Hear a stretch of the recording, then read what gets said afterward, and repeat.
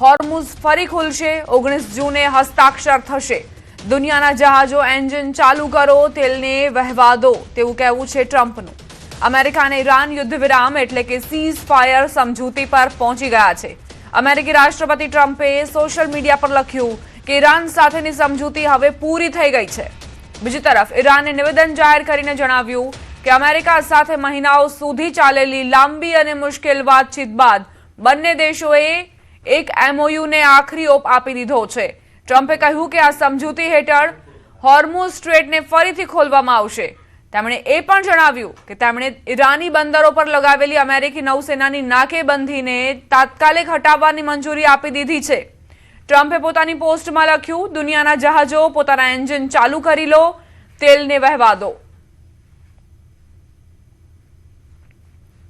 આ તરફ અમેરિકા અને ઈરાન વચ્ચે શાંતિ સમજૂતી થવાના સમાચારથી કાચા તેલના ભાવમાં જોરદાર ઘટાડો નોંધાયો છે.